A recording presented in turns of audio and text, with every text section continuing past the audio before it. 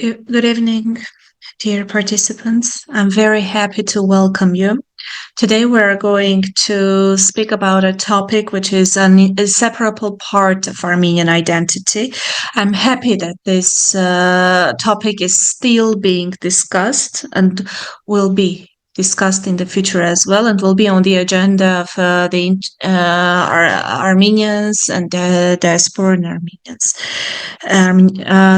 These are our technical instructions. So if you want to follow this meeting in the English language, please check this interpretation globe and select English. Well, after you click on interpretation, you select the English language, and you should also mute original audio.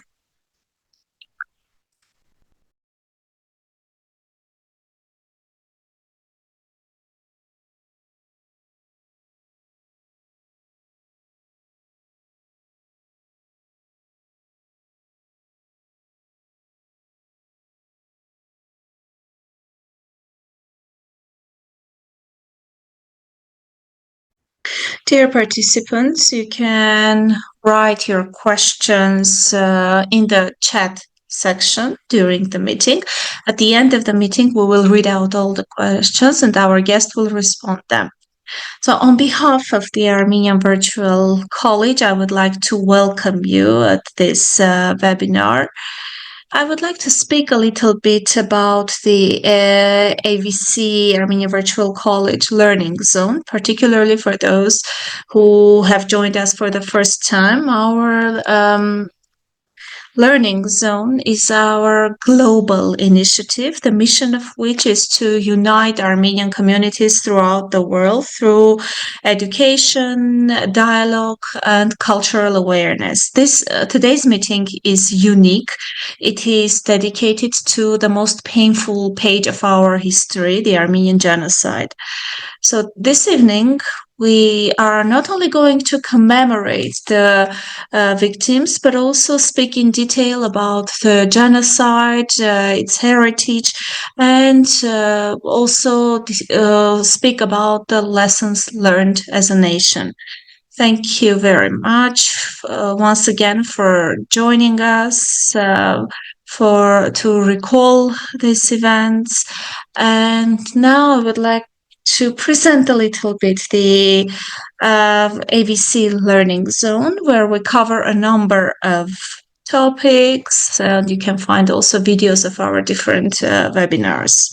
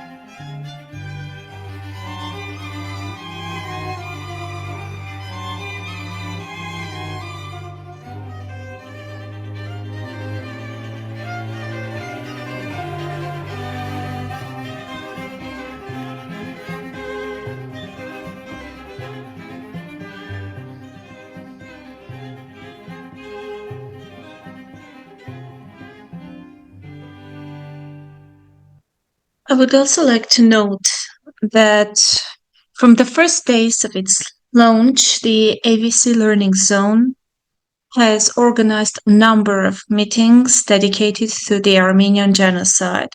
And we are also going to watch a few episodes from those meetings.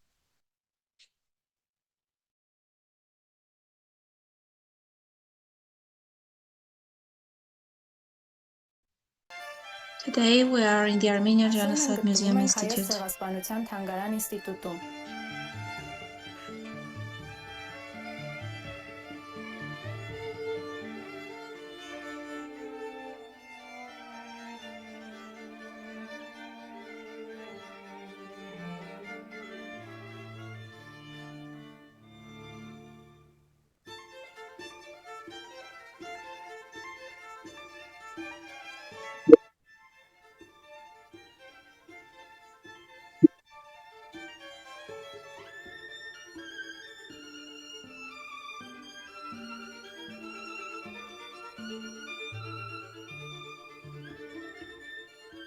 A most interesting and almost certainly true story.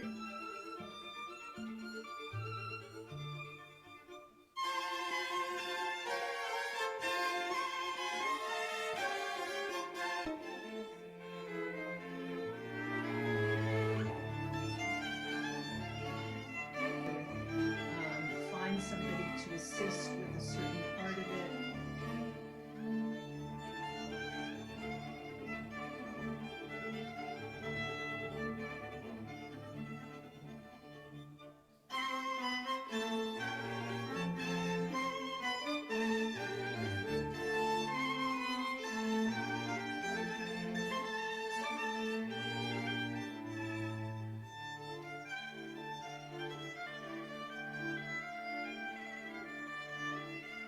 We can already start our meeting. I will be helping you throughout the meeting. My name is Ani. I'm a senior lecturer at Armenian Virtual College. I would like to introduce Dr. Manukyan to you. Dr. Manukyan is head of Hagan Dadrian Department of Comparative Genocide Studies at the Armenian Genocide Museum Institute, as well as UNESCO Chair on Prevention of Genocide and Other Atrocity Crimes at Yerevan State University. He also teaches at the American University of Armenia. Dr. Manukyan was a Fulbright Scholar at Center for Study of Genocide and Human Rights at Rutgers University of New Jersey and visiting fellow at California State University, Fresno. His scholarly works are aimed at microdynamics of mass crimes. Thank you, Dr. Manukyan, for accepting our invitation. The floor is yours. Thank you very much. Hope you can hear me well. Thank you for the invitation. Initially, we envisaged we planned to have such a meeting closer to April 24, but because I was not in the country, it was postponed. But maybe it's better because every year on April 24, we are very sensitive about this topic, and very often we do not rationally analyze it and we focus on the commemoration of the victims, and this is another occasion to talk once again about the Armenian genocide beyond April 24, because I don't think that the Armenian genocide is only about April 24. On the contrary, it has an enormous significance on the formation of our identity, as well as it has a major significance in terms of understanding that today's Armenian person. And many of our actions are the consequences of this disaster, of the tragedy, of the crime through which we have undergone and victim of which we are. And when we were discussing what topic we should talk about, we selected a topic which I think is important because very often um, both foreigners who visit our museum, but also Armenians, they are interested in this topic, and this issue is always raised by them. So they try to understand why the genocide happened, what were the reasons for it. Because genocides are a complex phenomenon in general, and it's difficult to find one reason or one consequence. And in history, it's actually very difficult and almost impossible to find a case which is conditioned by only one factor or cause. The same goes for the Armenian genocide and other genocides, because the genocide is not an ordinary phenomenon. Of course, it's an extraordinary phenomenon when political regimes and political authorities of a given country decide that in order to resolve their problems, they should exterminate a whole group of people. And genocides take place in different countries, in different eras, but the 20th century differs from the genocides that occurred before the 20th century. The difference is that in the 20th century, the scale of genocides and technical innovations were on a larger scale. And so the technologies that were supposed to improve the quality of the lives of people, all these innovations were used for murders and for killing of peoples and not for ensuring their well-being. And in that regard, the Armenian genocide was the first major genocide of the 20th century, followed by Holocaust, followed by Cambodia genocide, the genocide in Bangladesh, Rwanda genocide, and unfortunately, this list is not exhaustive. And recently, we saw that in Artsakh, in Nagorno-Karabakh, to some extent, the events there can also be considered genocide. So let's see why the Armenian genocide happened. What were the causes of this genocide, at least the major causes, which were uh, were the motive for the forces that led to the Armenian genocide. Hope you can see my slides here. Yes, we can see them. The slides will be in English, and it will be easier also for interpretation. So when we speak about the Ottoman Empire, it's we're speaking about a big country spreading from Persian Gulf to Algeria, from Crimea, Vienna to Egypt. And this enormous state, which reached its peak in the 16th, 18th centuries, very developed very, very quickly and aggressively from this minor power to the largest state of the region. It turned into an empire. So empires have a unique feature which should always be mentioned. Empires, in many cases, cultivate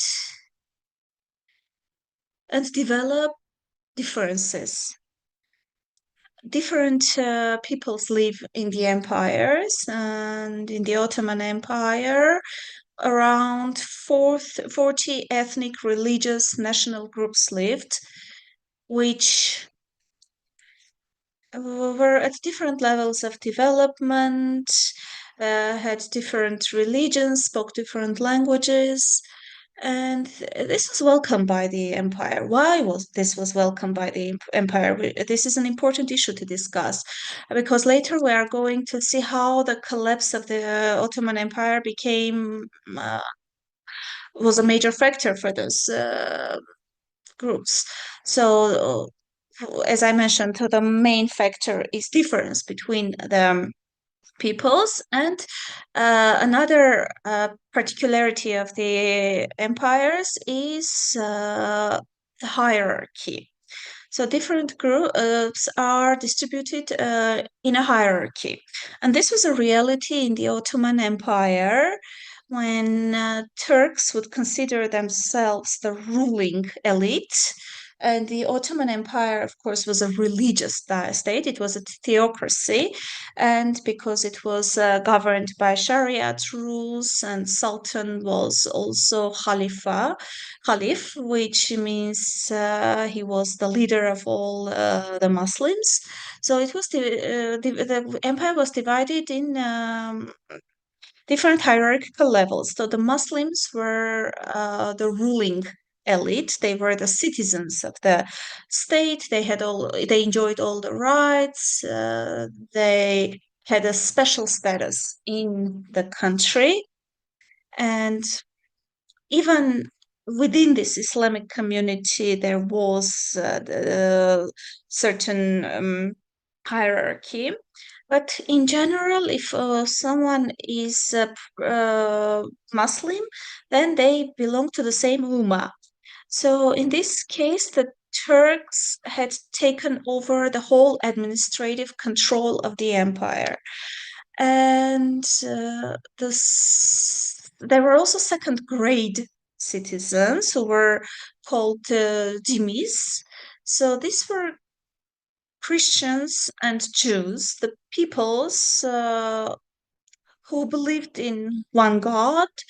But they were not Muslims, and they were kind of tolerated groups within the empire back then, until they would protest, until they would act against the policies of the state. And in the lower part were the godless people who had different gods, not one a single god, so they had no rights in the state. So this pyramid was very characteristic of the situation in the Ottoman Empire, and we will still speak about the Armenians in this empire, what rights they were deprived of, and what caused the Armenian Genocide. The Ottoman Empire was a cruel empire. Of course, all empires are cruel. The British Empire, the Russian Empire policies were not very beneficial, of course, for the subjects, but still the Ottoman Empire had additional unique characteristics among the other empires. First of all, violence. There was continuous, permanent violence throughout the history and throughout the existence of the Ottoman Empire, and numerous mass murders, mass killings. So, whenever there were any protest movements, whole settlements or whole countries would be destroyed. That happened in Bulgarian regions, Greek regions. So we can see that even if just 20 people are guilty of something, they would destroy whole cities for that. And in 1870s, in 1875, when a rebellion broke out in Montenegro, then Macedonia, then it spread to Bulgaria. So we could see how the rebels were oppressed and just exterminated. And also change of religion was very typical of the empire. They would actually do Islamization campaigns. We also know what FGM is, when Christian children would be recruited and turned into groups of Yanichers.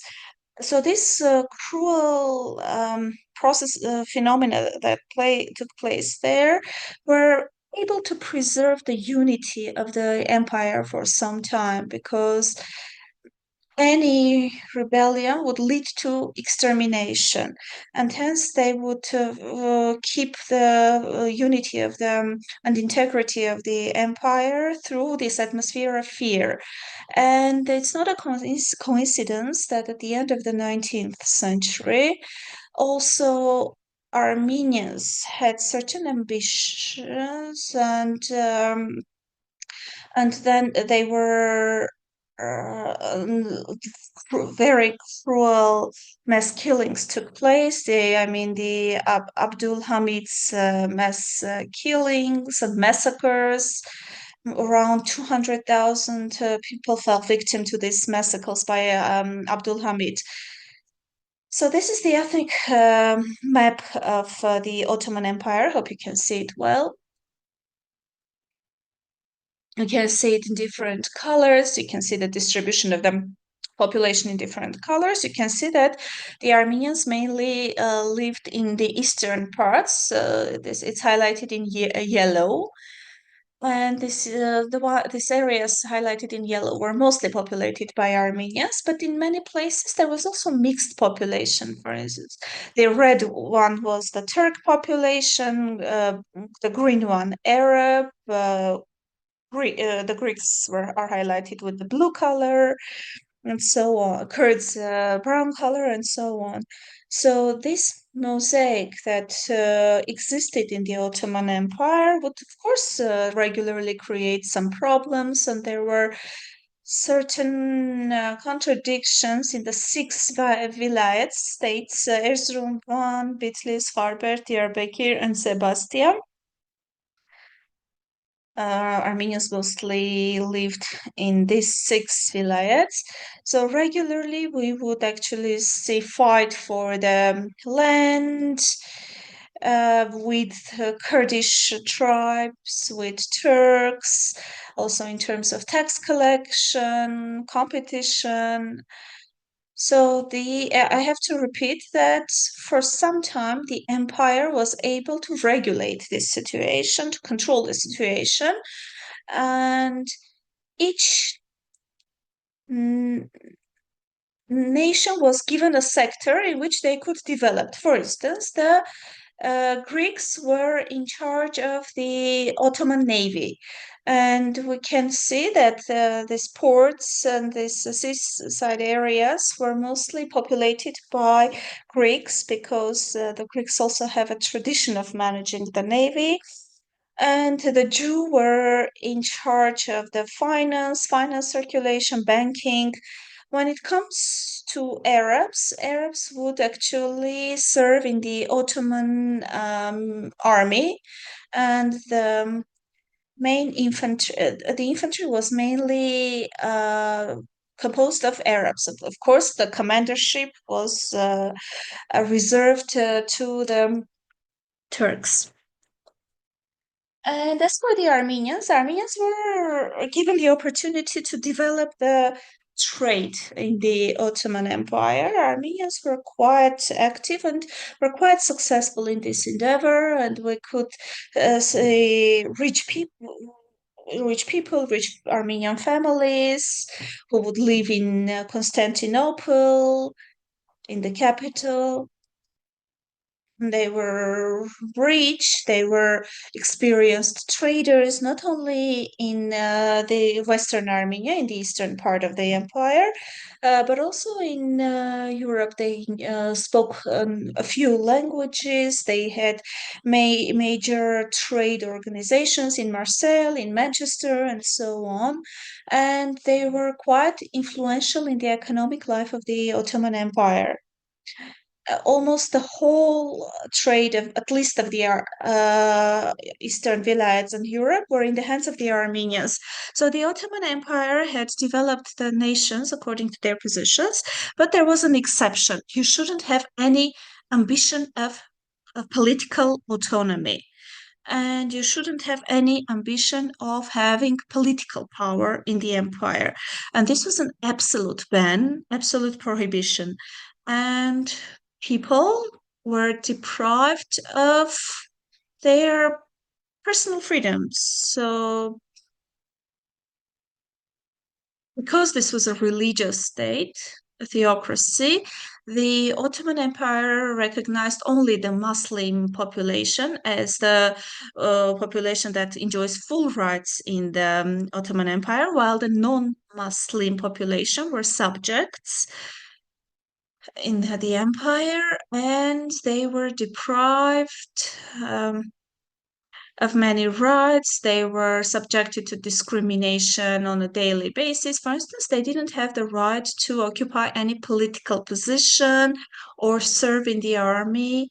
And they also didn't have the right to carry weapons.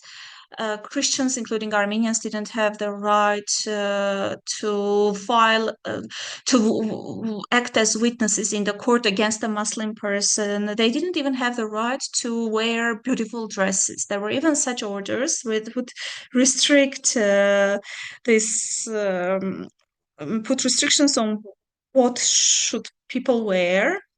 And it was even mentioned the price, yes, the maximum price with which they could buy a cloth, any clothes. And of course, some of the rules were ignored. Some Armenians, maybe one or two Armenians, would serve in the military, but in overall, uh, they were targeted communities, and the violation of the law could affect them negatively at any moment. They could be arrested, they could be killed. Nobody would be held accountable for that. You could be a millionaire, but nobody would be held accountable for your killing because you're still a second grade citizen. And there was also the economic pressure. Armenians would pay higher taxes than others. So the image that the current historiography of Turkey is trying to create, that Armenians lived well in the Ottoman Empire and then suddenly they resisted, it's not true. Of course, there were Armenians who were economically successful, but even these Armenians were deprived of many rights. And I'm not even speaking about the poor villagers in the eastern regions. So these people were in a financially very difficult position. They paid taxes not only to Turks but also to Kurdish leadership. Unofficially, they were subjected to Kurdish attacks regularly, where they would actually abduct and rape Armenian women. And for many centuries, Armenia lived like this. They just they were able to kind of regulate their lives, survive. But in the mid 19th century, something happened that changed the Ottoman Empire. Ottoman Empire entered an era when European ideologies started to spread in the empire, and maybe the most prominent of these ideologies is nationalism. So what's about nationalism? It's that your country should be national, and you can perceive yourself as the representative of one nation. You are a representative of one nation. As a rule, you speak the same language, you have the same history,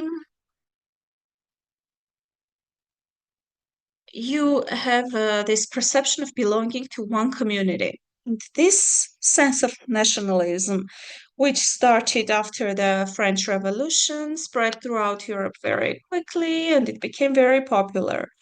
And it was the time when the German Empire united, and there were a lot of 50 small German states. There were small and medium sized states, which in 1871 united with the efforts of Otto von Bismarck in one German state. Or, for instance, let's take Italy. Italy also was divided into small states, and again in 1900s different Italian authorities, states merged into one Italian state based on the ideology of nationalism, based on the idea that we'll speak Italian, which means we're Italian.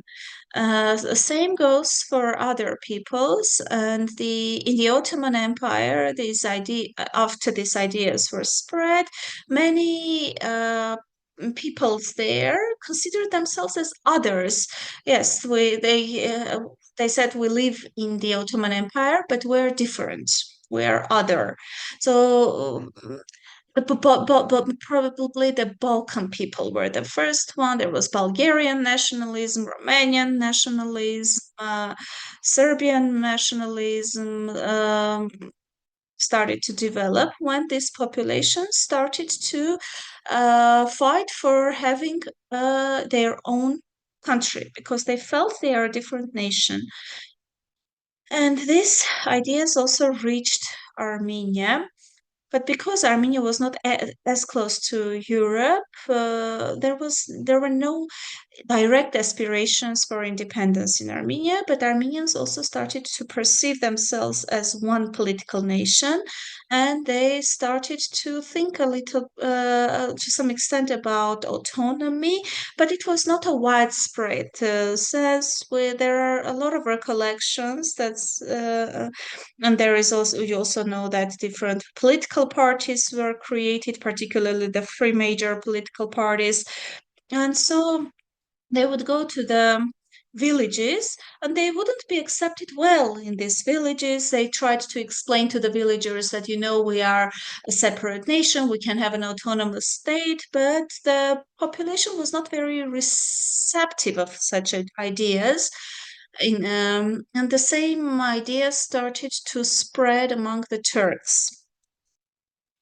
In Turkish circles,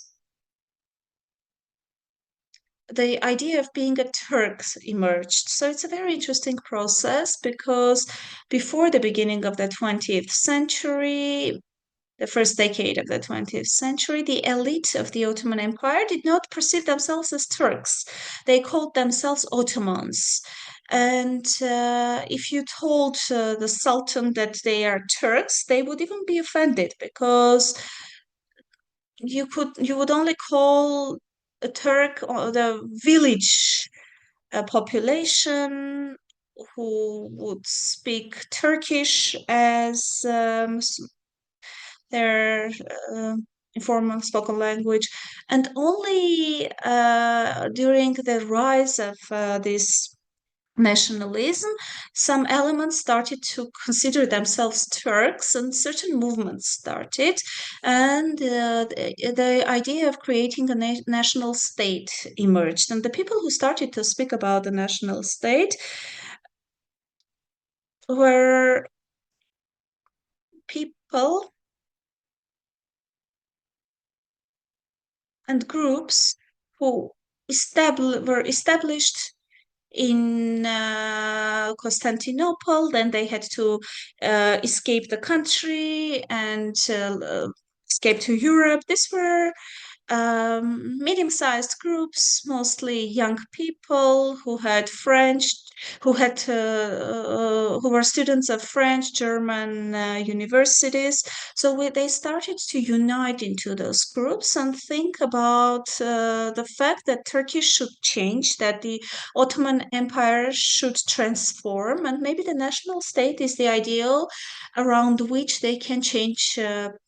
The Ottoman Empire. Then, and of course, the national state is nation state is very dangerous for minorities. You remember this hierarchic structure. This hierarchic structure was welcome and desirable for empires. They would even artificially create these divisions and differences because this way they would be able to rule the subjects, and they would actually clearly explain to the Jews, Armenians, Greeks that they could not rule because they did not belong to the higher part of the pyramid. But when Turks started to talk about the nation state, in this nation state was supposed to include people of one nation. And in that one nation, everyone could rule. But at the same time, within that one United States, there should be no differences, no difference in language. Everyone should speak the same language. There should be no religious differences. Everyone should belong to the same religion, and there were not supposed to be different visions for the future. So these groups worked for a long time in Paris secretly, and they were also in good relations with Armenian dissidents, with Dashnaks, Hunchaks. They would spend hours, days in the cafes of Geneva and Paris to discuss the future of the Ottoman Empire until the occasion came in 1908 when a revolution took place in Turkey. Maybe we can even call it a coup. And when the Ottoman armies, battalions started to move to Constantinople, and Abdul Hamid announced that he's recovering the constitution because he could feel the danger that he's leaving the active politics. He's not going to intervene in political processes. He will just remain in the constitutional monarch's role, and there's power was transferred to one of those groups. They called it Union and Progress. In Turkish, it is İttihat ve Terakki. And in literature, they call them Young Turks. So the Young Turks came to power in 1908. So they declared this equality, fraternity, uh, uh, French Revolution ideas. They made the French hymn, the Ottoman Turkish hymn. They released political prisoners from prisons. They banned censorship, and parliamentary elections were organized. Many Armenians who were arrested were released. There were even released persons who later became members of parliament with Armenian quotas. So it seemed that new times had come. Um, New times of coexistence and friendship had come, and we could see how Armenians were excited about the developments in the country. So we can see one of the rallies here. We can see also Armenian language writings. And again, it says freedom, equality, justice. So Armenians were very happy about this revolution, and they thought that it's time for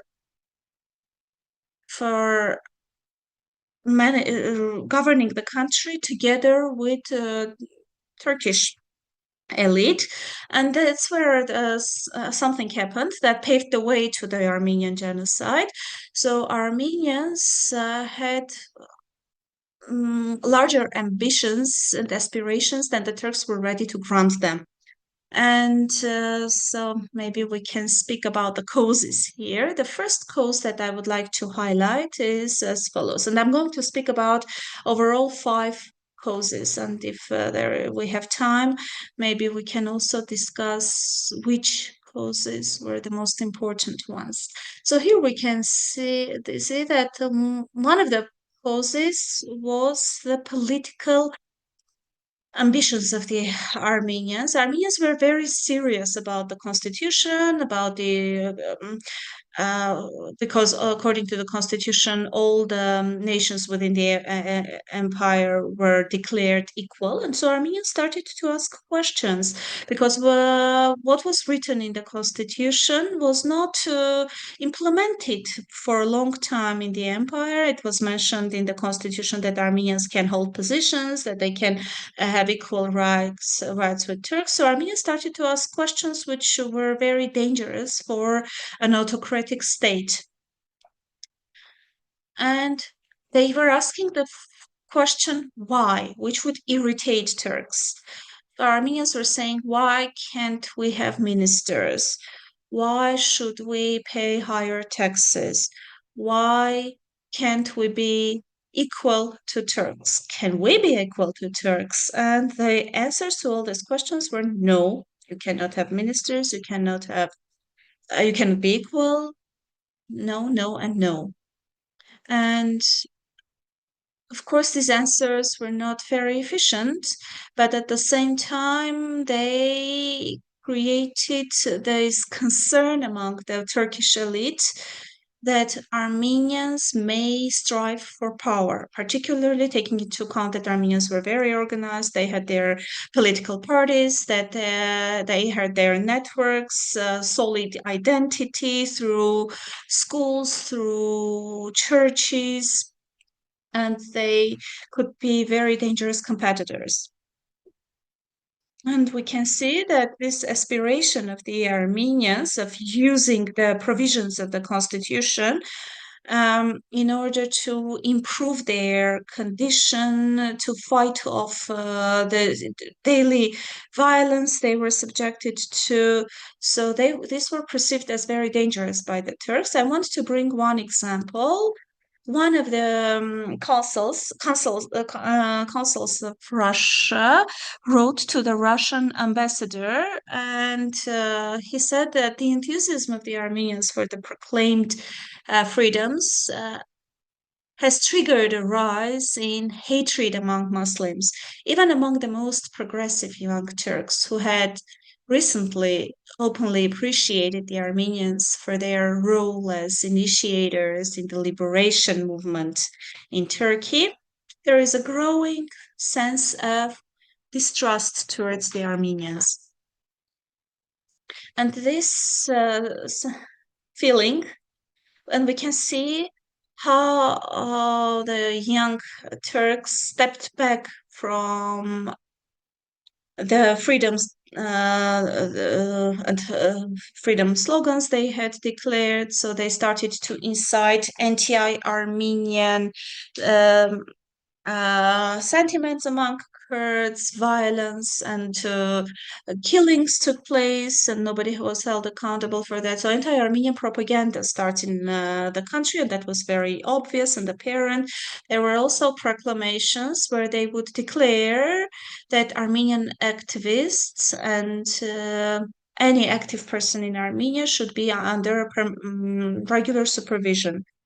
Why was this the case? This had political and psychological causes, because in the idea of the Turks or the Muslims, the Turkish prevalence and dominion system had been so traditional. It had been there for so many centuries. They couldn't even think of this situation ever changing. And they would say actually the slaves who were yesterday so the people who were our slaves yesterday want to govern the country together with us. And so there are also recollections that say that the Turks said, how can I consider you equal if my grandfather had a higher position than your grandfather? The same for your father. So how can I consider you as equal to me? And this risk, this danger that the Turkish felt towards the Armenians, towards Armenians' ambitions, led to the situation when in 1911 we could see we could witness the fifth Young Turk Congress, where they changed their policy. They didn't speak about these principles of equality and fraternity. So they started to speak about the establishment of the nation state. They said that as an empire, well, there is no perspective anymore. The Ottoman Empire should become an Ottoman state, and the population should be Turkish, become Turkish. So those who do not become Turkish should be eliminated, exterminated from the state. So this was the first warning alarm. The first sign that this is going to lead to massacres. And when after 1.5 years, in January 1913, these three powerful figures, three pashas, Jamal, Enver, and Talat, uh, implemented the coup within the political party, and they took over power in the political party and of the state. And so it became clear that their policies became going to become much stricter and much more rigid and much more nationalistic. So this was the first cause that we just discussed. You can see other causes here. We will address them one by one. So Armenians were a risk, a danger, because they were fighting for equality and they wanted to use the constitution to change their social status and become equal, which led to the hatred of the Ottoman society towards Armenians. The second reason was a geopolitical cause. The Ottoman Empire was in an economic decline, and it had a major foreign debt. And the countries who had given this money for to the Ottoman Empire started to demand it back at some stage. And they had also ambitions for certain Ottoman areas. So here you can see mock pictures of how different countries are ripping apart this country. And moreover, we can see here that the Ottoman Empire started to lose its territories one by one. Initially, the ones that are highlighted mm, in red color. So Algeria, Bosnia, Bulgaria, Albania, and so on and so forth. Greece. And in 1914, when the First World War started, we can see that the Ottoman Empire was left with only what is highlighted in yellow. Half of the state had been lost. And moreover, there were also additional ambitions and the Balkan Wars from 1912 to 1913. So as a result of these wars, Turkey was deprived of the whole European, almost of the whole European part of the Ottoman Empire. You can see the map here, the areas that the Ottoman Empire lost. And this feeling that you are losing your territories one by one. And here you can see also the years when they lost these territories. So if you lose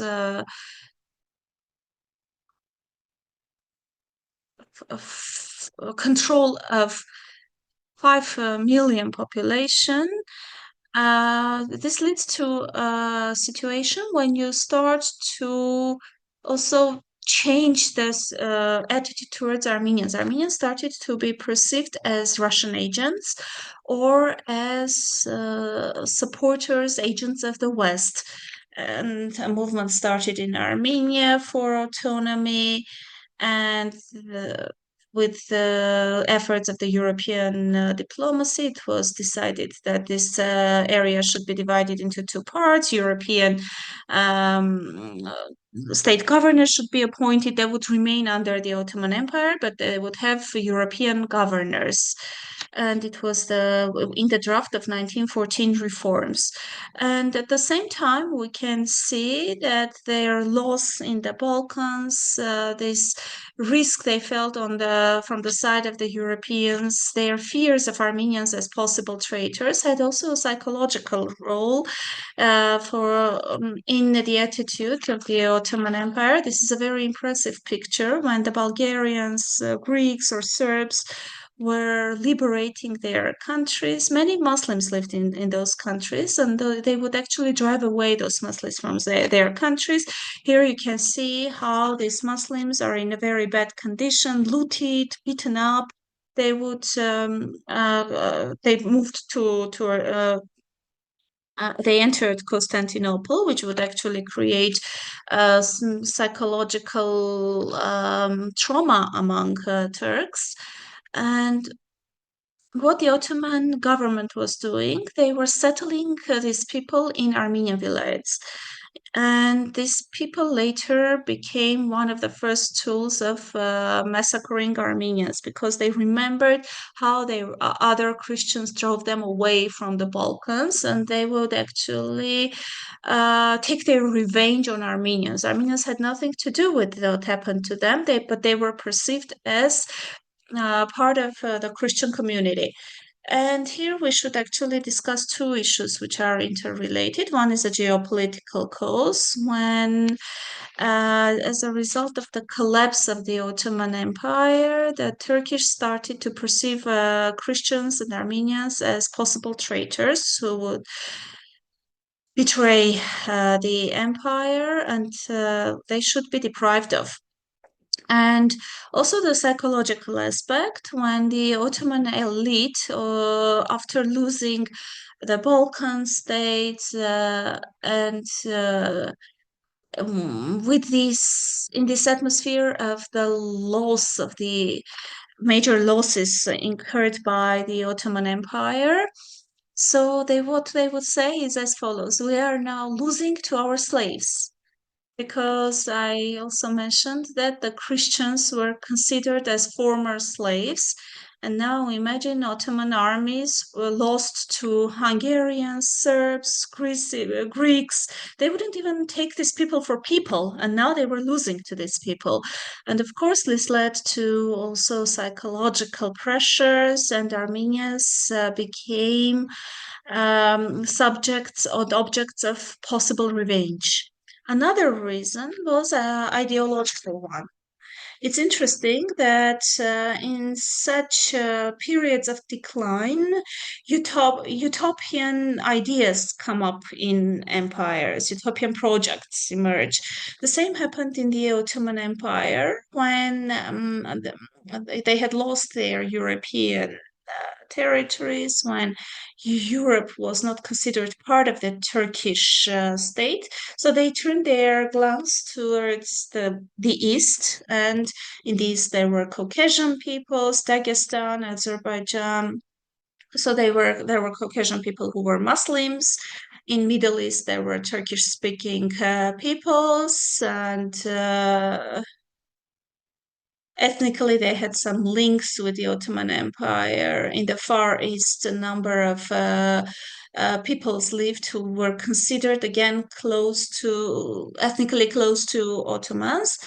And so unimaginable project emerged that these people can be united, and this unification can lead to a new Ottoman Empire. And we can see how during this period this great Turan idea started to spread. The idea of the creation of the big Turkish state. And if you look at the map, you can see that between the Ottoman Empire and eastern areas, there is a region which is populated with Armenians, and it's Western Armenia. So it was this division bell between the Ottoman states, and so it became an ideological pillar that was supposed to be followed in order to achieve the new vision of the development of the empire. And Mehmet Ziya Gökalp is the person who declared that Turks as nation and Pan-Turkism as a major idea. They are Superman, and so this two ideological currents led to the extermination of the Armenians. This ideology may seem a historical one to us, but it's also very relevant today. I want to show you a picture. It's today's president of Turkey, together with his coalition ally, and this map, which is again the map of Great Turan, was gifted to Erdogan by his coalition ally on the occasion of his birthday. So, and they don't consider it problematic. They even have taken a picture, and if I'm not mistaken, this picture was just posted on the website of the Prime Minister. So I have to say that this idea of moving towards the east, this idea of Greater Turan, is still present and alive in different circles. And now let's go for the fourth cause. This Yes, so this is the Pan-Turkic ideology where Armenians started to be considered not only dangerous political adversaries or possible supporters of and traitors who would support Russia or Europe, they not only became the object of revenge by the refugees, but also became the division between two sections of the Greater Turan. And the final factor, and it's not less important, although it's the final one, it's the economic factor. So I mentioned what economic success Armenians enjoyed, which actually drove the jealousy and enmity. Uh, and many perceived Armenians as ones who were looting the ordinary Turkish state, who although were second-grade citizens, had more beautiful houses, enjoyed the better well-being. Of course, not everyone was like that, but the Armenians actually have this tradition of saving money, which was vividly also expressed in daily life. And so Armenians were presented as looters.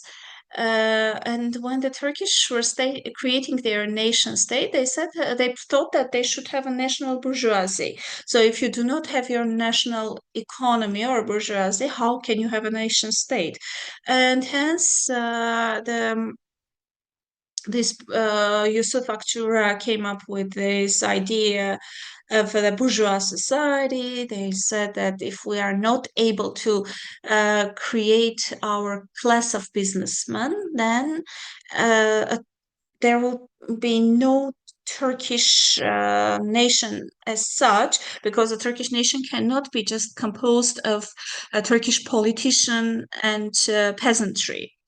And for that reason, they started to loot Armenians and Greeks. They started to uh, take Armenians, Turkish persons, Assyrians property from them.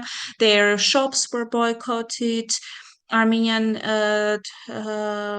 tradesmen craftsmen were forced to take Turk apprentices so that they learn from them. And so the banks started to reject loans for Armenians, and they would simply just take their businesses away. And this economic jealousy competition also became an important cause of the genocide. So these are the five main reasons I mentioned: this internal struggle, geopolitical factors, psychological factors, ideological, because the ideological factors, and also economic factors, because there was this jealousy and the idea of creating a Turkish bourgeoisie. So all these five factors were significant, and there was a need for a spark, a stimulus, an impulse for the genocide to take place, and it was course, to some extent, the World War One had its role here because almost all the genocides were carried out during the during wars. World 9 million soldiers and 13 million civilians fell victim to World War One, when not only the soldiers were fighting against soldiers, but whole communities were being destroyed in France, Serbia, uh, Montenegro, southern regions of Russia. So, number of massacres took place in these places, massacres and genocides, the Armenian genocide, the Greek genocide, the Syrian genocide took place during World War One, because World War One gave that opportunity. World War One ruled out foreign interference because all states were busy with protecting and defending their own interests, resolving their internal problems, and the states would not actually interfere if authorities in a given country decided to exterminate their minorities, and that's what happened.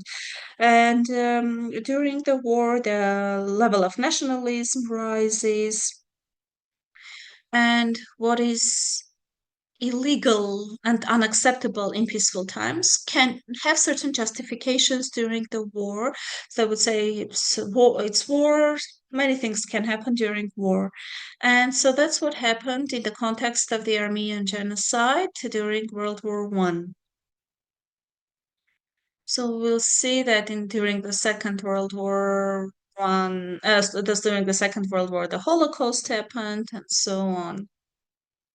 And then we'll see that during the Vietnam in Cambodia, genocide took place as a consequence of the war in Vietnam, and the civil war in Rwanda led to another genocide. And basically, what happened in Artsakh was somehow also in the context of the Russian-Ukrainian war, because the world's attention was towards this part of the world, and so these five factors united in one place, and which was the war. So if you are asked, yes, to explain why the Armenian genocide happened, I suggest that you base your arguments on these 5 to 6 causes that led to the Armenian genocide. So they created a perfect storm, as the Americans would call it, all the factors united in one place, and this led to the Armenian tragedy. So this was what I wanted to say, that prepared for today. Usually, after the lecture, I ask my audience to vote. So I don't know if there is any possibility to vote in this format, but I suggest that you think on which is the most major, most significant one of these causes. Of course, all of them are important, as I mentioned. All of them were intertwined and led to this effect, but because unfortunately this is an online meeting and it will not be possible to do it as interactively as possible, but still I would suggest that you think for yourself, yes, which one was the primary of these causes. If there are any questions, let's go for the questions. You actually suggested an important thing. Dear participants, please, while Mr. Manukyan will be answering our questions, could you maybe you can vote in the chat. You can just write in the chat which of the causes you consider most important, significant. And before the end of the meeting, before the that is while Mr. Manukyan is answering the questions, you can write your opinions, and at the end we will read them out. First of all, Dr. Manukyan, I would like to mention that in our chat there are a lot of words of gratitude for this wonderful presentation, and there are a number of questions. Some of the questions can be seen in chat. I have collected all the questions, and I would like to read them out. So let's start with the first question. What do you think? Which are the genocide causes that are less perceived and understood by or covered by the society? I think that we do not have enough reflections on the causes of the genocide. Maybe more or less, the most covered one is this ideology of Pan-Turkism, because it was actively discussed and works were written on the Pan-Turkism ideology during the Soviet period, like by John Kirakoyan and other historians. So they actually really used this and covered this thesis of Pan-Turkism. The geopolitical cause has been discussed quite a lot. Why? Because in many cases, the Turkish actually blame us particularly of that. So when they want to justify or reject the genocide, it's by the way an interesting phenomenon. I have seen Turks who have come up with the following opinion. They say, genocide did not happen, but nevertheless, we did well if we when we massacred Armenians. So if genocide did not happen, why are you justifying committing it? And they would say, you betrayed us, you allied with Russians, which actually does not have any connection with reality. It would be great if we had done that. Maybe chances to survive would be better if we rebelled. But at the end, until the end, we were loyal to the Ottoman Empire, because the Greeks, Serbs, Bulgarians, they created their own countries. And Albania is an interesting example. It's a Muslim country. So Albanian elite was Muslim, and Albanians had whole dynasties who were viziers of sultans, basically the prime ministers of sultans. And so we deal with a whole set of dynasties.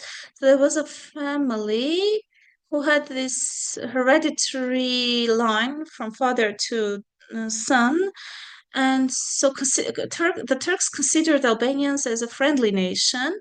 And if I'm not mistaken, in 1909 or 1910, they declared independence. And that independence was obtained through the Austrians. So this really shook the Ottoman elite psychologically, because they didn't expect it from the Albanians. But even in these conditions, Armenians remained loyal. And when the First World War started, the Armenian elite called for Armenians to go and volunteer in the army, because they knew that there was this mindset of the possible betrayal of Armenians. And in order to prevent these ideas from emerging in the brains of the Turks, so they called for Armenians to go to the army. And so this ideological and geopolitical causes have been really covered, but we have not really covered the economic reason. Only recently have we done that. Anahita Studian has a good work on this. The political cause has not been covered really, but there is a scientist, Petros Debratyan, from Nebraska University in the United States. He has covered this issue. I really liked his works. I like his works. And also the psychological factor has not been covered, I think. Like in what psychological state the Turkish elite was in to make that decision, because of course it's not an easy decision. You don't just wake up in the morning and decide that you're going to commit a genocide. So you should understand what psychological state they were in. I think the psychological factor has not been covered at all.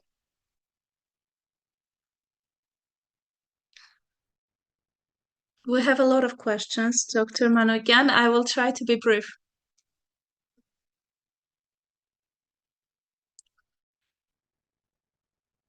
Thank you for after such a lecture. So many questions are really expected.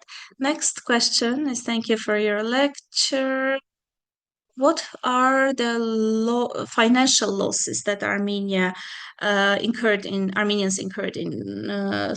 some, and because Armenians assets, I think in the Turkish banks exceeded 80 billion USD. There is a specific number, I don't remember it, but there are actually two numbers, two figures, which we Armenians tried to calculate. And this process became even more active. I mean, this calculation of the financial losses of the Armenian genocide ahead of the 2015, when in 2015, for the 100th anniversary of the Armenian genocide, a legal package was developed for the resolution of the issue legally, and a report was developed that calculated this material financial losses. And when it comes to the second one, I can even look it up in my computer and see exact number. I can tell you what was its number according to the calculation. An interesting calculation was made. Even human losses were calculated. So there are calculations that also calculate the value of the human life loss. So the revenue that could have been received if the businesses, factories, lands remained in the hands of the Armenians. And they also calculated the financial losses, the churches that were destroyed, the manuscripts that were destroyed, and so on. So there are two calculations. According to one calculation is that was presented by our delegation after the First World War. So you know that in Paris there was a meeting of the winning countries. Armenia also sent a delegation there, and they also examined the fate of the Ottoman Empire, as a result of which a Sever Agreement was signed, which looked for a compensation for Armenia. So Armenians had a list of demands and of requirements, and it was around 19 billion 130 million franc, with of course the amount of that time, the exchange rate of that time. And if you recalculate it with today's exchange rate, taking into account inflation and so on, it's an enormous sum. And I will tell you what that sum is. It was calculated as 3,700,000,000,000. So that there is a detailed report. If you search in the internet, it's called Resolution with Justice, Reparations for the Armenian Genocide. So if you look it up, if you search it, you will see the report where mathematical calculation was done, taking into account the changes in the exchange rate, inflation, and so on. So we do have the calculation, but having the calculation is not enough, because when we speak about compensation should be payable, and there should be a state who is ready to pay that compensation. So, but in our case, we see 100 years of rejection rather than willingness to pay. When it comes to the banks, frankly speaking, I do not have information because I have not delved into that topic, but I can assume that some you mentioned may be true because the wealth was collected there was enormous. I mean, the buildings, everything, the lands. So this it was enormous piece of land. It was around 200,000 square kilometers, and of course the economy and the goods created on this territory may lead to the number that you mentioned. Yeah, it could be even more. Yes, it's possible. Next question.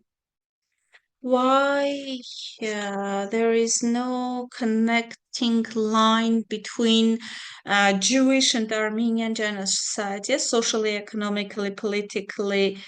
And there is an expression, they say that Hitler has said, "Who remembers the Armenian genocide?" Is it true? Has he said that? So these are basically two questions who are interrelated. You see, by the way, it's interesting that you're asking this question now because this is one of the unique years. This year is one of the unique years when we commemorated the Armenian Genocide and Holocaust on April 24, because in contrast to the Armenian Genocide, the Holocaust commemoration is not a fixed date. It's a floating date. So this year it was April 24, and it coincided with the commemoration day of the Armenian Genocide. Different events took place in different places where these events would actually unite in one commemoration event. And in this regard, of course, there is a relation, and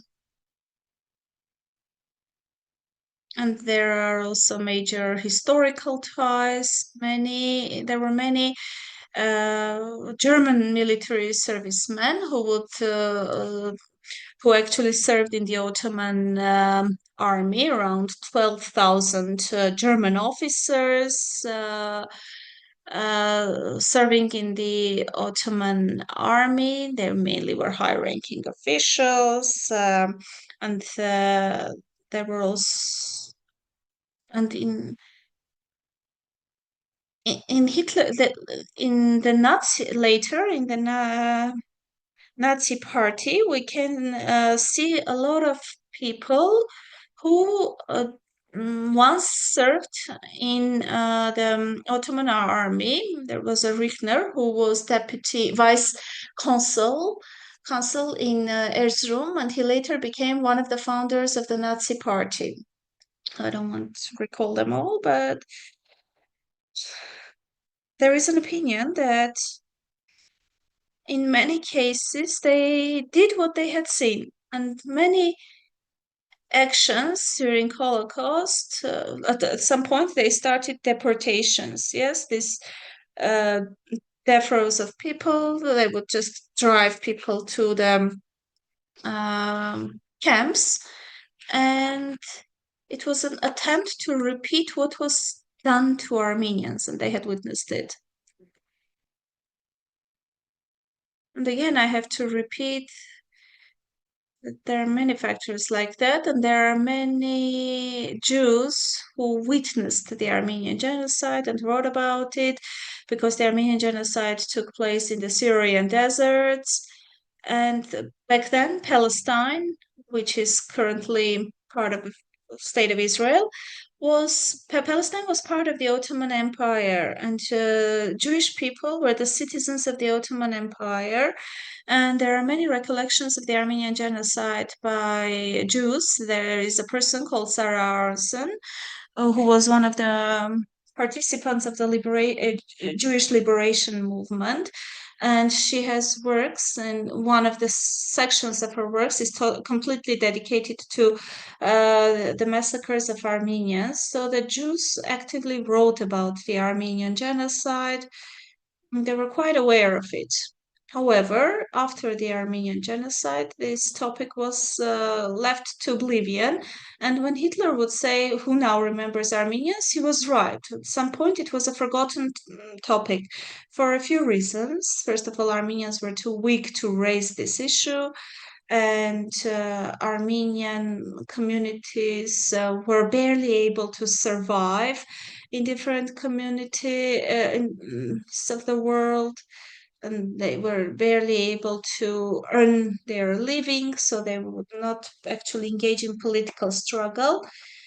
And the accepting countries, they understood that they had betrayed Armenians, because they promised Armenians that they would be receive their compensation after the war, and the promises were not kept.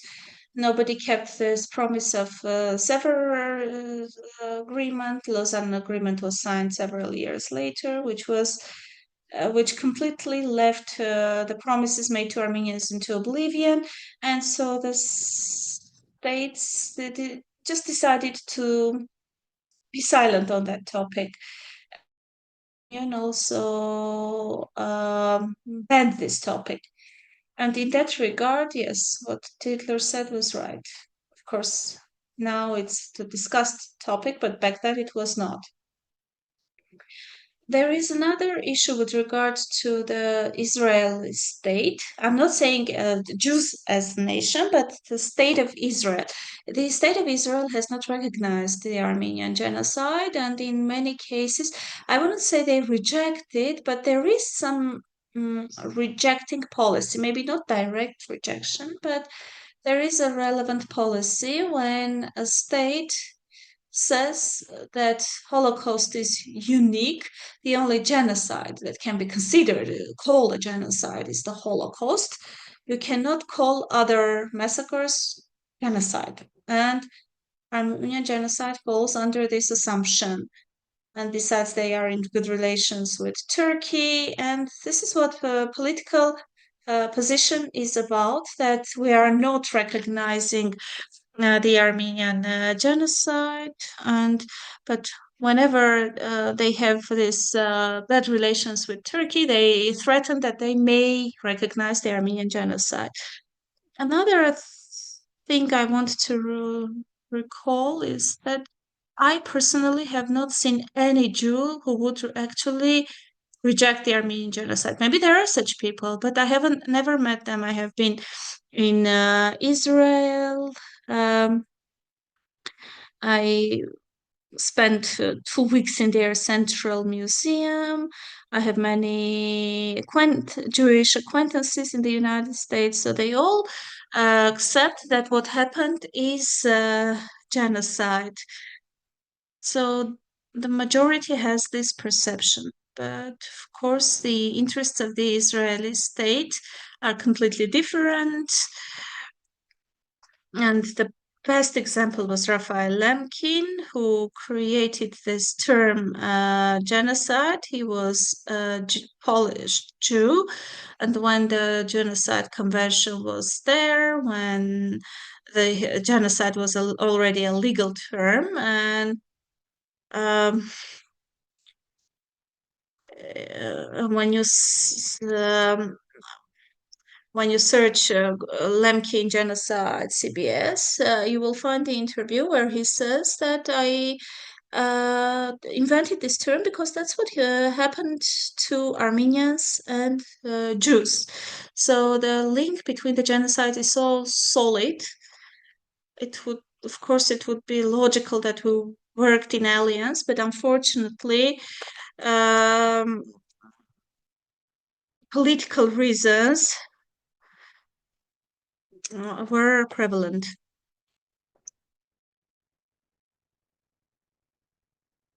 So I will read out our last question. Dear participants, thank you for your questions. We have exceeded our time already for almost 30 minutes, so I will just read out the final question.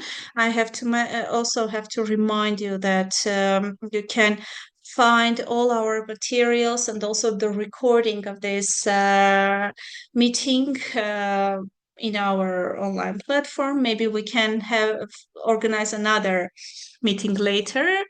So the last question is as follows: who are the beneficiaries of the Armenian genocide apart from the Turks? Which countries benefited from the genocide through appropriating Armenian factories, houses, and so on?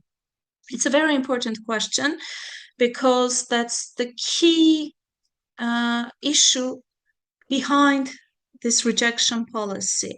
So when we try to understand how come 100 years later this state, the current Turkish Republic, which maybe could have accepted their responsibility, showing that they are refusing the Ottoman heritage, because that's what Kemal did. Yes, after the creation establishment of the Turkish Republic, he refused many elements of the Ottoman legacy. They changed their letters, their way of dressing, so they made many changes, but the attitude towards Armenians didn't change. And why was that the case?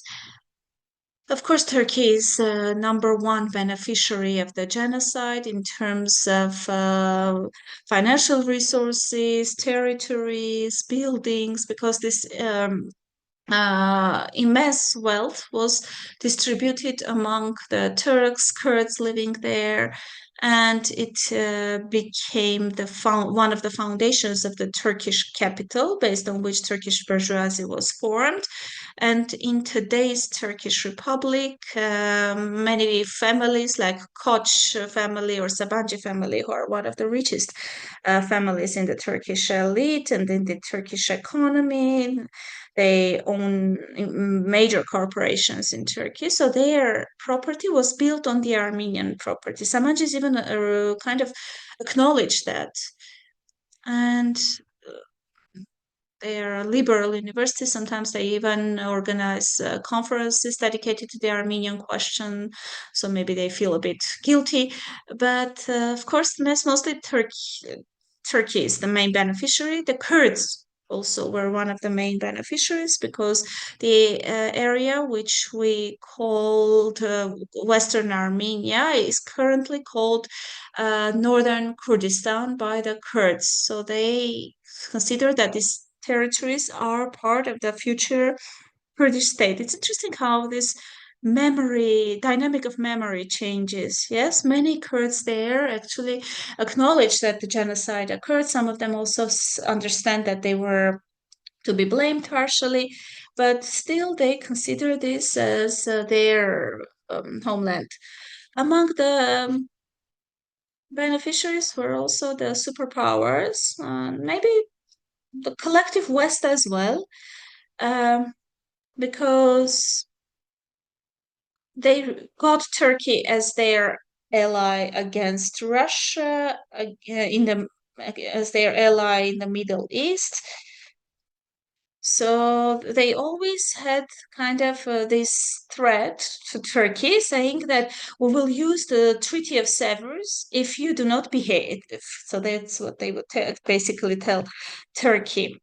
And also, maybe one of the beneficiaries was so Russia, I think, the Soviet Union, and so maybe this agreement between Lenin and Kemal that divided even this small Armenia that was remaining there. So they actually granted Kars and Surmalu to the Turks, and the rest was actually integrated into the Soviet Union. So maybe. one of the beneficiaries is also the Soviet Union. So there were many beneficiaries, and I think that back then there was a geopolitical consensus, and that's why we're not able to kind of pursue our rights. But of course, those rights, those interests do not have a statute of limitations, and they can always be pursued. So maybe I will say something which is far from our reality, but that's the case between Germany and Namibia. Germany actually committed another genocide in 1904, 1908. They had a colony there in Namibia. There were a Herero tribe who had a large number of lands. And when Hereros rebelled in 1905 and 1908, they were not only oppressed by Germans, but they were exterminated by the Germans. Only 10,000 Hereros remained. And for more than 100 years, Germans would not actually acknowledge their uh, fault. And only in 2015, imagine that, in 2015, Germany acknowledged the genocide in Namibia. They begged for forgiveness of the Namibian people. And so negotiations started for reparations.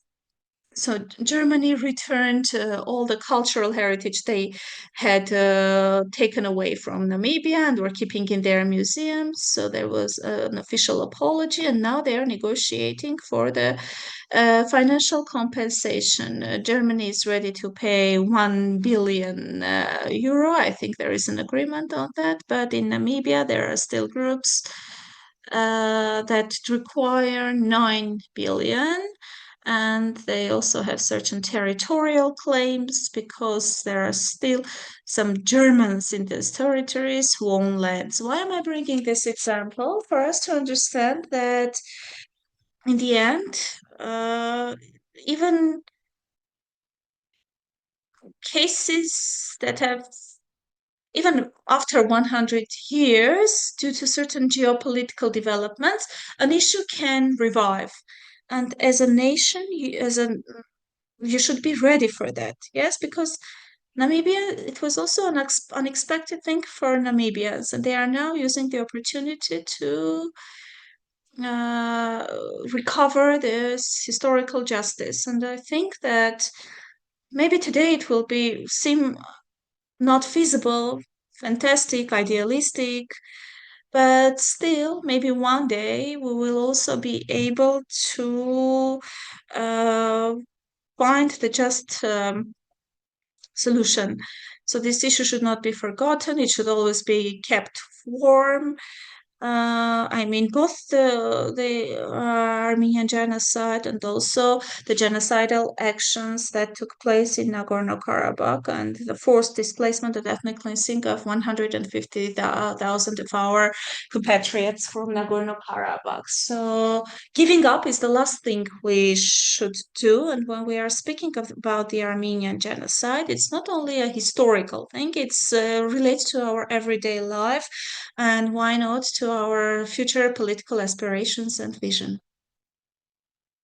Thank you very much, Dr. Manukyan. And I think such meetings should be continuous and be directed not only at the Armenian audience, but also the diasporan audience. And we should take any action to keep this issue on the agenda. Why not, yes, be a little bit idealistic, but at the same time, we should take our actions to achieve the desirable effect. And I do agree with you in that regard, Dr. Managan. Thank you very much. I just have two requests here. The report I spoke about regarding these reparations, I can send it to you. You can post it on your website. And second, if possible, do not. If is it possible to keep this chat, not delete this chat? As I would like to have this chat and read all the messages on the chat and also have the answers to my question. Thank you very much. Thank you too. There are so many words of gratitude on this chat. I'm not even able to and go through them. And there is even an expression that drew my attention that this lecture should be in all the Armenian textbooks. Before we finish officially, I would also like to wrap up the results of our survey, the results of our voting. The first one is the ideological one. Second is the geopolitical one, factor. Was this kind of a new thing? No, it's the answers that I get most frequently. Thank you very much. Well, saying thank you would just mean saying nothing for this presentation, Dr. Manukyan. Thank you once again on my behalf, on behalf of the Armenian of AGBO being a virtual college and on behalf of the participants. Thank you for your analysis. It helps not only to understand such tragedies, but also to realize the importance of memory education. Thank you very much. And of course, I would also like to thank all our participants for joining this very important meeting. Once again, I have to remind you that all the materials and the recording of video recording of the of this meeting can be found in on our page. Hopefully you will continue your active participation in our learning zone, where we will continue to reveal important topics related to our history and identity. Looking forward to our next meeting. Thank you and goodbye.